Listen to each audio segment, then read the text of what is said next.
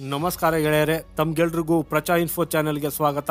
So ಗೆಳೆಯರೆ, ಕಳೆದ ಒಂದು ತಿಂಗಳಿಂದ ನಾನು ನಿಮಗೆ ಆಯುಧಗಳನ್ನ ಮಾರುವ ಮಹತ್ವವನ್ನ ತಿಳಿಸ್ತಾ ಬಂದಿದ್ದೀನಿ. ಹೇಗೆ ನಾವು ಒಂದು ಮಿಲಿಟರಿ ಸೂಪರ್ ಪವರ್ ದೇಶದ ಸ್ಥಾನವನ್ನ ಪಡೆಯಬಹುದು, ಜಗತ್ತಿನ ಮೇಲೆ ತನ್ನ ಪ್ರಾಬಲ್ಯವನ್ನ ಸಾಧಿಸಬೇಕಂದ್ರೆ ಆಗ ನಮ್ಗೆ ಆಯುಧಗಳನ್ನ ಮಾರಬೇಕಾಗ್ತದೆ. ಯಾಕಂದ್ರೆ ಇದರ ಒಂದು ದೊಡ್ಡ ಎಕ್ಸಾಂಪಲ್ ಇದೆ ಅಮೆರಿಕಾದ ಮಿಲಿಟರಿ ಬಜೆಟ್ ಹೆಚ್ಚು ಕಡಿಮೆ $700 ಬಿಲಿಯನ್ ಹೆಚ್ಚಿದೆ.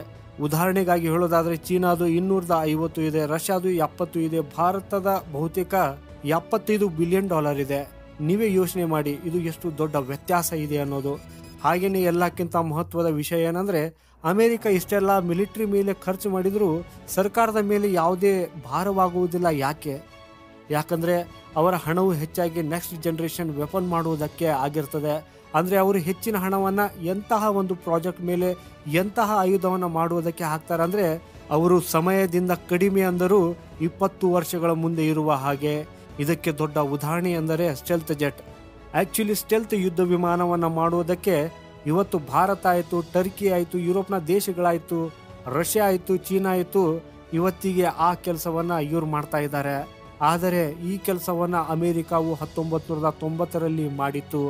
ಅಷ್ಟೇ ಅಲ್ಲದೆ ಈಗ ಅಮೆರಿಕಾವು ಎಷ್ಟು ಮುಂದೆ ಹೋಗಿದೆ ಅಂದ್ರೆ ಈಗ ಜಗತ್ತು 5th ಜನರೇಷನ್ ಟೆಕ್ನಾಲಜಿ ಮೇಲೆ ಕೆಲಸ ಮಾಡ್ತಾ ಇದೆ. ಅಂದ್ರೆ ಅವರು 6th ಜನರೇಷನ್ ಸ್ಟೆಲ್ತ್ ಬಾಂಬರ್ ಅನ್ನ ಮಾಡಿ ತನ್ನ ಸೇನೆಯಲ್ಲಿ ಅಳವಡಿಸಿಕೊಳ್ಳುತ್ತಿದ್ದಾರೆ.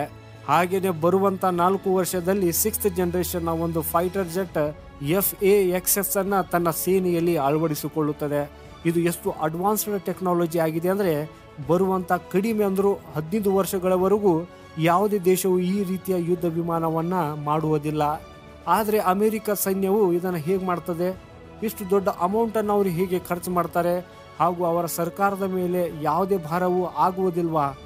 ಆದ್ದರಿಂದ ಗೆಳೆಯರೆ, ಇದಕ್ಕೆ ಉತ್ತರ ಆಯುಧಗಳನ್ನು ಮಾರಿ ಈ ರೀತಿಯಾಗಿ ಅವರು ಮಾಡ್ತಾರೆ. ಯಾವಾಗ ಅವರು ನೆಕ್ಸ್ಟ್ ಜನರೇಷನ್ ಯುದ್ಧ ವಿಮಾನವನ್ನ ಮಾಡ್ತಾರೆ ಆಗ ಅವರು ಹಿಂದಿನದು ಮಾರುವುದನ್ನ ಶುರು ಮಾಡುತ್ತಾರೆ. ಹೆಂಗಂದ್ರೆ ಈಗಂತೂ 6 ವರ್ಷಗಳ ಹಿಂದೆ 5th ಜನರೇಷನ್ ಯುದ್ಧ ವಿಮಾನ F-35 ಅನ್ನ ಅವರು ಮಾರುವುದಕ್ಕೆ ಶುರು ಮಾಡಿದರು. ಕೆಲವರು ಏನ್ ಹೇಳ್ತಾ ಇದ್ದಾರೆ ಅಂದ್ರೆ ಅದೊಂದು ದೊಡ್ಡ ಟೆಕ್ನಾಲಜಿ ಆಗಿತ್ತು, ಇದರ ವಿರುದ್ಧ ಸ್ಟೆಲ್ತ್ನ ವಿಷಯದಲ್ಲಿ ಪೂರ್ತಿ ಜಗತ್ತಿನಲ್ಲಿ ಇವತ್ತಿನವರೆಗೂ ಯಾವ ಯುದ್ಧ ವಿಮಾನವಿಲ್ಲ, ಅದನ್ನು ಅಮೆರಿಕವು ಬೇರೆ ದೇಶಗಳಿಗೆ 6-7 ವರ್ಷಗಳ ಹಿಂದೆನೆ ಮಾರುವುದಕ್ಕೆ ಶುರು ಮಾಡಿದನ. ಹಾಗೇನೆ ಬಹಳಷ್ಟು ಜನರು ಹೀಗೂ ಹೇಳಿದರು, ಅಮೆರಿಕ ಇಲ್ಲಿ ಒಂದು ತಪ್ಪು ಮಾಡಿದೆ ಅಂತ. ಅವರು ಇಷ್ಟು ಪ್ರೀಮಿಯಂ ಟೆಕ್ನಾಲಜಿ, ಇಷ್ಟು ಅಡ್ವಾನ್ಸ್ಡ್ ಟೆಕ್ನಾಲಜಿ ಬೇರೆ ದೇಶದ ಕೈಗೆ ಹಾಕುತ್ತಿದೆ ಅಂತ. ಆದ್ರೆ ಗೆಳೆಯರೆ, ಹೀಗೆ ಯೋಚನೆ ಮಾಡಿರುವಂತವರಿಗೆ ಇದು ಗೊತ್ತಿಲ್ಲ ಅನ್ಸತ್ತೆ.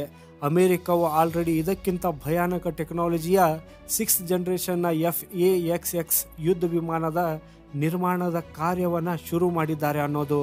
ಅದಕ್ಕಾಗಿ ಅಮೆರಿಕಾಗೆ ಹಣ ಬೇಕು. ಆದ್ದರಿಂದ ಅವರು F-35 ಅನ್ನ ಮಾರಿ ದೊಡ್ಡ ಗಳಿಕೆಯನ್ನ ಮಾಡುತ್ತಿದೆ, ಹಾಗೂ ಆ ಗಳಿಕೆಯಿಂದ ಇದಕ್ಕಿಂತ ಹೆಚ್ಚು ಭಯಂಕರವಾದ ಆಯುಧವನ್ನ ತಯಾರು ಮಾಡುತ್ತಿದೆ. ಹಾಗೂ ಇದನ್ನು ಅಮೆರಿಕವು ಕಳೆದ 150 ವರ್ಷಗಳಿಂದ ಮಾಡ್ತಾನೆ ಬಂದಿದೆ ಮತ್ತು ಇದು ಅಮೆರಿಕದ ಸಕ್ಸಸ್ ಫಾರ್ಮುಲಾನು ಕೂಡ ಆಗಿದೆ. ಅದಕ್ಕೇನೆ ಈ ಕಾರಣದಿಂದಾಗಿ ಅಮೆರಿಕದ ಸೇನೆಯು ಅಷ್ಟೊಂದು ಶಕ್ತಿಶಾಲಿ ಇದೆ. ಹಾಗೇನೆ ಈ ರೀತಿಯಾಗಿ ಭಾರತವು ಕಳೆದ 3-4 ವರ್ಷಗಳ ಹಿಂದೆ ಶುರು ಮಾಡಿತ್ತು. ಆದರೆ ಈ ಫಾರ್ಮುಲಾವನ್ನ ಪಡೆದುಕೊಳ್ಳಕ್ಕೆ ಭಾರತಕ್ಕೆ ಸಮಸ್ಯೆಗಳು ಆಗ್ತಾ ಇತ್ತು. ಯಾಕಂದ್ರೆ ಭಾರತಕ್ಕೆ ತನ್ನ ಆಯುಧಗಳ ಗ್ರಾಹಕರು ಸಿಗ್ತಾ ಇದ್ದಿದ್ದಿಲ್ಲ. ಆದ್ರೆ ಇವತ್ತಿಗೆ ಭಾರತಕ್ಕೆ ಈ ಫಾರ್ಮುಲಾದಲ್ಲಿ ಮೊದಲ ದೊಡ್ಡ ಸಫಲತೆಯೂ ಸಿಕ್ಕಿದೆ. ಆಕ್ಚುಲಿ ನಿಮ್ಗೆಲ್ರಿಗೂ ಗೊತ್ತಿರಬೇಕು, ಭಾರತಕ್ಕೆ ಈಗ ಆಕಾಶ್ ಮಿಸೈಲ್ ಡಿಫೆನ್ಸ್ ಸಿಸ್ಟಮ್ನ ಎಷ್ಟೊಂದು ಆರ್ಡರ್ ಸಿಗ್ತಾ ಇದೆ ಅನ್ನೋದು. ಒಮಾನ್ ಜೊತೆಗೆ ಬಹುತೇಕ ಡೀಲ್ ಆಗಿದೆ, ಅರ್ಮೇನಿಯಾ ಜೊತೆ ಅಂತೂ ಡೀಲ್ನ ಒಂದು ಸೀಲನ್ನು ನಾವು ಮಾಡಿದ್ದೇವೆ. ಬಹಳಷ್ಟು $1 ಬಿಲಿಯನ್ ಆರ್ಡರ್ ಸಿಕ್ಕಿದೆ. ಇದನ್ನು ಹೊರತು ಕೆಲವು ಅರಬ್ ದೇಶಗಳು ಇವೆ, ಇಂಡೋನೇಷ್ಯಾ ಇದೆ, ಇದನ್ನು ಹೊರತು ವಿಯೆಟ್ನಾಂ ಇದೆ. ಇವರು ಕೂಡ ಆರ್ಡರ್ನ ಕೊಡುವವರಾಗಿದ್ದಾರೆ. ಅಂದ್ರೆ ಆಕಾಶ್ ಮಿಸೈಲ್ ಡಿಫೆನ್ಸ್ ಸಿಸ್ಟಮ್ ಭಾರತದ ಕಮರ್ಷಿಯಲಿ ಎಲ್ಲಕ್ಕಿಂತ ಸಕ್ಸಸ್ ಅನ್ನ ಪಡೆದುಕೊಳ್ಳುವ ಆಯುಧ ಆಗ್ಬಿಟ್ಟಿದೆ. ಹಾಗೇನೆ ಇದರ ಪರಿಣಾಮ ಏನಾಗಿದೆ, ಪರಿಣಾಮವು ಇವತ್ತು ಮುಂದೆ ಬಂದಿದೆ. ನೀವು ನಿಮ್ಮ ಸ್ಕ್ರೀನ್ ಮೇಲೆ ನೋಡಿ, ಭಾರತವು ನಿನ್ನೆ ಆಕಾಶ್ ಮಿಸೈಲ್ ಡಿಫೆನ್ಸ್ ಸಿಸ್ಟಮ್ನ ಏನು ಈ ನೆಕ್ಸ್ಟ್ ಜನರೇಷನ್ ಇದೆ ಅಂದ್ರೆ ಈ ಸಮಯದಲ್ಲಿ ಆಕಾಶ್ ಮಿಸೈಲ್ ಡಿಫೆನ್ಸ್ ಸಿಸ್ಟಮ್ ಅಂತೂ ನಮ್ಮ ಹತ್ತಿರ ಇದೆ. ಅದನ್ನ ನಾವು ಜಗತ್ತಿನ ಬೇರೆ ಬೇರೆ ದೇಶಗಳಿಗೆ ಮಾರಾಟ ಮಾಡುತ್ತಿದ್ದೇವೆ. ಅದರದೇ ಆದ ಒಂದು ಅಡ್ವಾನ್ಸ್ಡ್ ವೇರಿಯಂಟ್ ಅನ್ನ ತಯಾರು ಮಾಡಿದ್ದೇವೆ. ಇದು ಅದಕ್ಕಿಂತ ಬಹಳಷ್ಟು ಆಘಾತಕಾರವಾಗಿರಲಿದೆ. ನಿನ್ನೆಗೆ ಇದರ ಒಂದು ಪರೀಕ್ಷೆಯನ್ನ ಒಡಿಸ್ಸಾದ Chandipur off the coast integrated test range ಅಲ್ಲಿ ತೆಗೆದುಕೊಂಡಿದ್ದೇವೆ. ಹಾಗೇನೆ ಈ ಟೆಸ್ಟ್ ಅಲ್ಲಿ ನಾವು ಏನೇನು ಕಂಡಿದ್ದೇವೆ, ಸೊ ಎಲ್ಲಕ್ಕಿಂತ ಮಹತ್ವವಾದ ವಿಷಯ ಏನಂದ್ರೆ ಅದರಲ್ಲಿ ನಾವು RF ಸೀಕರ್ ಏನಿದೆ ಈ ಬಾರಿ ಸ್ವಂತದ ಮಾಡಲ್ಪಟ್ಟಿರುವಂತದ್ದು ಆಗಿದೆ. ಅಂದ್ರೆ ಸ್ವದೇಶಿ ಸೀಕರ್ ಇದರಲ್ಲಿ ಅಳವಡಿಸಲಾಗಿದೆ. ಲಾಂಚರ್ ಅನ್ನ ನಾವು ಸ್ವದೇಶಿ ಮಾಡಿದ್ದೇವೆ. ಹಾಗೇನೆ ನಿಮಗೊಂದು ಇಂಟ್ರೆಸ್ಟಿಂಗ್ ವಿಷಯವನ್ನ ಹೇಳೋದಾದ್ರೆ, ಯಾವಾಗ ನಾವು ಮೊದಲ ಬಾರಿಗೆ ಆಕಾಶ್ ಮಿಸೈಲ್ ಡಿಫೆನ್ಸ್ ಸಿಸ್ಟಮ್ ಅನ್ನ ಮಾಡಿದ್ದೇವೆ, ಅಂದ್ರೆ ಈ ಸಮಯದಲ್ಲಿ ನಾವೇನು ಮಾಡ್ತಾ ಇದ್ದೀವಿ, ಅದರ ಟೆಸ್ಟ್ಗಾಗಿ ನಮ್ಮ ಹತ್ತಿರಿಗೆ ಮೊದಲಿಗೆ ಪ್ರಾಪರ್ ಲಾಂಚರ್ ಕೂಡ ಇದ್ದಿದ್ದಿಲ್ಲ. ಮೊದಲಿಗೆ ನಾವು ಸೇನೆಯಿಂದ ಲಾಂಚರ್ನ ತೆಗೆದುಕೊಂಡು ಅದರ ಮೇಲೆ ಅಳವಡಿಸಿ ಇದರ ಮೊದಲ ಜನರೇಷನ್ ಟೆಸ್ಟ್ ಅನ್ನ ಮಾಡಿದ್ದೇವೆ. ಆದರೆ ಈ ಬಾರಿ ಹೀಗಾಗಿಲ್ಲ. ನಾವು ಇದಕ್ಕಾಗಿ ಬೇರೆಯದೊಂದು ಪ್ರಾಪರ್ ಲಾಂಚರ್ ಅನ್ನ ಮಾಡಿದ್ದೇವೆ ಹಾಗೂ ಅದರಿಂದ ಟೆಸ್ಟ್ ಅನ್ನು ಕೂಡ ಮಾಡಿದ್ದೇವೆ. ಹಾಗೇನೆ ನಿಮ್ಮಲ್ಲಿ ಪ್ರಶ್ನೆ ಇರಬಹುದು, ಇವೆಲ್ಲ ಹೇಗಾಯ್ತು ಅನ್ನೋದು. ಯಾಕಂದ್ರೆ ಗೆಳೆಯರೇ, ಸರ್ಕಾರವು ಈ ಪ್ರೋಗ್ರಾಮ್ನ ಬಜೆಟ್ ಅನ್ನ ಹೆಚ್ಚಿಸಿದೆ.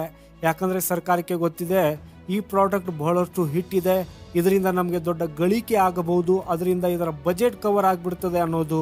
ಇದನ್ನ ಹೊರತು ಟೆಸ್ಟ್ ಡೀಟೇಲ್ಸ್ ಬಗ್ಗೆ ಹೇಳೋದಾದ್ರೆ ಇದರ ಸಿಸ್ಟಮ್ನ ಪರ್ಫಾರ್ಮೆನ್ಸ್ ಅನ್ನ ವ್ಯಾಲಿಡೇಟ್ ಮಾಡಲಾಗಿತ್ತು. ಇದನ್ನ ಹೊರತು ನಂಬರ್ ಆಫ್ ರೇಡಾರ್ಗಳೇನಿದ್ದವು, telemetry, electro optical tracking system, ITR ಗಳೇನಿದ್ದವು ಅವುಗಳನ್ನೆಲ್ಲವನ್ನ ವ್ಯಾಲಿಡೇಟ್ ಮಾಡಲಾಯಿತು. ಹಾಗೂ ಇವೆಲ್ಲವೂ ಬಹಳ ಅದ್ಭುತವಾಗಿ ಪರ್ಫಾರ್ಮೆನ್ಸ್ ಅನ್ನು ಕೂಡ ಮಾಡಿದವು.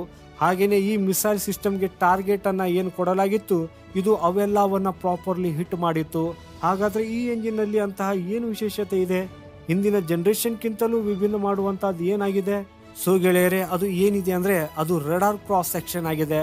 ಆಕ್ಚುಲಿ ಈ ಬಾರಿ ಭಾರತವು ನೆಕ್ಸ್ಟ್ ಜನರೇಷನ್ ಆಕಾಶದಲ್ಲಿ ಯಾವ ವಿಷಯದ ಬಗ್ಗೆ ಗಮನ ಹರಿಸಿದ್ದಾರೆ ಅಂದರೆ, ಈ ಹೈಲಿ ಮನೋವರಿಂಗ್ ಟಾರ್ಗೆಟ್ ಏನಿರ್ತಾವೆ, ಅಂದರೆ ಬಹಳ ವೇಗದಿಂದ ಆ ಕಡೆ ಈ ಕಡೆ ಹೋಗಬಹುದಂತಹ ಯುದ್ಧ ವಿಮಾನಗಳು, ಇವುಗಳು ಮನೋವರಿಂಗ್ ಅನ್ನ ಮಾಡುತ್ತವೆ. ಅಂದರೆ ಮಿಸೈಲ್ ಡಿಫೆನ್ಸ್ ಸಿಸ್ಟಮ್ನ ಇಂಟರ್ಸೆಪ್ಟರ್ ಅನ್ನ ತಪ್ಪಿಸಿಕೊಳ್ಳಲು ಪ್ರಯತ್ನಿಸುತ್ತವೆ. ಆದರೆ ಈಗ ಆಕಾಶದೊಂದಿಗೆ ಹೀಗಾಗೋದಿಲ್ಲ. ಆಕಾಶ್ ಆ ಹೈಲಿ ಮನೋವರ್ ಟಾರ್ಗೆಟ್ ಅನ್ನು ಕೂಡ ಹೊಡೆದುರುಳಿಸುತ್ತದೆ. ಹಾಗೇನೆ ಕಳೆದ ಕೆಲವು ವರ್ಷಗಳಿಂದ ಎಲ್ಲಕ್ಕಿಂತ ವಿಶೇಷವಾದದ್ದು ಅಬ್ಸರ್ವ್ ಏನ್ ಮಾಡಲಾಗಿದೆ ಅಂದ್ರೆ, ಯಾವ ಹೊಸ ಯುದ್ಧ ವಿಮಾನಗಳು ಬರ್ತಾ ಇವೆ ಅದರ ರೆಡಾರ್ ಸೆಕ್ಷನ್ ಅನ್ನ ಬಹಳಷ್ಟು ಕಡಿಮೆ ಇಡಲಾಗುತ್ತಿದೆ. ಯಾಕಂದ್ರೆ ಡಿಫೆನ್ಸ್ ಸಿಸ್ಟಮ್ ಈ ರೆಡಾರ್ನ ಹಿಡಿತಕ್ಕೆ ಬರಬಾರದು. ಇದನ್ನ ಹೊರತು ರೆಡಾರ್ನ ತಪ್ಪಿಸಿಕೊಳ್ಳುವುದಕ್ಕಾಗಿ ಡ್ರೋನ್ಗಳೇನಿವೆ ಅದರ ಡಿಸೈನ್ ಅನ್ನ ಬಹಳ ವೈಶಿಷ್ಟ್ಯವಾಗಿ ಮಾಡಲಾಗುತ್ತಿದೆ. ಅದಕ್ಕಾಗಿ ಡ್ರೋನ್ ನ ಡಿಸೈನ್ ನಲ್ಲಿ 90 ಡಿಗ್ರಿ ಆಂಗಲ್ ಇರುವಂತದನ್ನ ಕಡಿಮೆ ಮಾಡಲಾಗುತ್ತದೆ. ಇದರಿಂದಾಗಿ ರೆಡಾರ್ನ ವೇವ್ ಘರ್ಷಣೆ ಆದಾಗ ಮರಳಿ ಬರುವುದಿಲ್ಲ. ಇದನ್ನ ಹೊರತು ಬಹಳಷ್ಟು ಬಾರಿ ಡ್ರೋನ್ ನಲ್ಲಿ ರೆಡಾರ್ ವೇವ್ ಅನ್ನ ಹೀರಿಕೊಳ್ಳುವ ಮಟೀರಿಯಲ್ಗಳೇನಿರ್ತಾವೆ, ಅಂದ್ರೆ ಏನು ಸ್ಟೆಲ್ತ್ ಯುದ್ಧ ವಿಮಾನದಲ್ಲಿ ಉಪಯೋಗವನ್ನು ಏನು ಮಾಡ್ತಾರೆ ಅದರಲ್ಲಿನ ಸ್ವಲ್ಪ ಪ್ರಮಾಣದಲ್ಲಿನದು ಇದರಲ್ಲಿ ಅಳವಡಿಸಲಾಗ್ತದೆ. ಯಾಕಂದ್ರೆ ರೆಡಾರ್ ಯಾವತ್ತಿಗೂ ಇದನ್ನ ಹಿಡಿಯಬಾರದು ಅನ್ನೋ ಉದ್ದೇಶದಿಂದ. ಆದ್ದರಿಂದ ಈ ಕಾರಣದಿಂದಾಗಿ ಇವತ್ತಿನ ಡ್ರೋನ್ಗಳೇನಿವೆ ಅವುಗಳನ್ನು ಹಿಡಿಯೋದಕ್ಕೆ ಬಹಳಷ್ಟು ಕಷ್ಟಕರವಾಗಿದೆ. ಹಾಗೇನೆ ಈ ನೆಕ್ಸ್ಟ್ ಜನರೇಷನ್ ಅಲ್ಲಿ ಈ ವಿಷಯದ ಬಗ್ಗೆನೇ ಗಮನವನ್ನು ಕೊಡಲಾಗಿದೆ. ಅಂದ್ರೆ ರೆಡಾರ್ನ ಕ್ರಾಸ್ ಸೆಕ್ಷನ್ ಎಷ್ಟೇ ಕಡಿಮೆ ಆಗಿದ್ದರೂ ಸಹ ಆಕಾಶವು ಅದನ್ನ ಹಿಡಿದುಕೊಳ್ಳುತ್ತದೆ. ಅದಕ್ಕಾಗಿಯೇ ಇವೆಲ್ಲದರ ಸಂಭಾವನೆ ಹೇಗಾಗಿದೆ ಅಂದ್ರೆ, ನಾವು ಆಕಾಶವನ್ನು ಬಹಳಷ್ಟು ಪ್ರಮಾಣದಲ್ಲಿ ಮಾರಾಟ ಮಾಡಿದ್ದೇವೆ, ಎಕ್ಸ್ಪೋರ್ಟ್ ಮಾಡಿದ್ದೇವೆ, ಹಾಗೂ ಸರ್ಕಾರವು ಈ ಪ್ರಾಜೆಕ್ಟ್ ಅಲ್ಲಿ ಬಹಳಷ್ಟು ಪ್ರಮಾಣದಲ್ಲಿ ಹಣ ಹಾಕ್ತಾ ಇದೆ. ಯಾಕಂದ್ರೆ ಅವ್ರಿಗೆ ಗೊತ್ತಿದೆ ಈ ಪ್ರಾಡಕ್ಟ್ ಬಹಳ ಜಾಸ್ತಿ ಸೇಲ್ ಆಗ್ತದೆ, ಇದರ ಏನು ಒಂದು ಗಳಿಕೆ ಬರುತ್ತೆ, ಇದರಿಂದ ಬಜೆಟ್ನು ಕೂಡ ಕವರ್ ಆಗತ್ತೆ, ಹಾಗೂ ಇದರ ನೆಕ್ಸ್ಟ್ ಜನರೇಷನ್ ಏನಿದೆ ಅದು ಇದರ ನಂತರವೇ ಬರಲಿದೆ, ಅದಕ್ಕೂ ಕೂಡ ಹಣ ಬರ್ತದೆ. ಅಂದ್ರೆ ನೀವೇ ನೋಡಿ ಗೆಳೆಯರೆ, ನಮ್ಗೆ ಕೇವಲ 1-2 ಆರ್ಡರ್ಗಳಷ್ಟೇ ಸಿಕ್ಕಿವೆ, ಅದನ್ನು ಕೂಡ ಒಂದು ಆಯುಧ. ಅದು ಇದರಿಂದ ಡಿಫೆನ್ಸ್ ಇಂಡಸ್ಟ್ರಿಯಲ್ಲಿ ಅದು ಹೇಗೆ ದಿಕ್ಕನ್ನು ಬದಲಾಯಿಸಿದೆ ಅನ್ನೋದನ್ನ ನೋಡಿ. ಇದರಿಂದ ನೀವು ಯೋಚನೆ ಮಾಡಬಹುದು, ಬರುವಂತ ಸಮಯದಲ್ಲಿ ಇನ್ನು ಬೇರೆ ಆಯುಧಗಳ ಎಕ್ಸ್ಪೋರ್ಟ್ ಆರ್ಡರ್ ಸಿಗುವಾಗ ಆಗ ಅದರಿಂದ ನಮ್ಮ ಆಯುಧದ ನಿರ್ಮಾಣದಲ್ಲಿ ಎಷ್ಟು ಗತಿ ಬರಲಿದೆ ಅನ್ನೋದನ್ನ. ಆದಾಗ್ಯೂ ಈ ಪೂರ್ತಿ ರಿಪೋರ್ಟ್ನ ಬಗ್ಗೆ ನಿಮ್ಮ ಅಭಿಪ್ರಾಯ ಏನು ಅನ್ನೋದನ್ನ ಕಮೆಂಟ್ ಬಾಕ್ಸಲ್ಲಿ ಕಮೆಂಟ್ ಮಾಡಿ ನಮಗೆ ತಿಳಿಸಿ. ಇಲ್ಲಿಯವರೆಗೆ ಈ ವಿಡಿಯೋವನ್ನು ನೋಡಿದ್ದಕ್ಕಾಗಿ ಥ್ಯಾಂಕ್ ಯು ಸೋ ಮಚ್.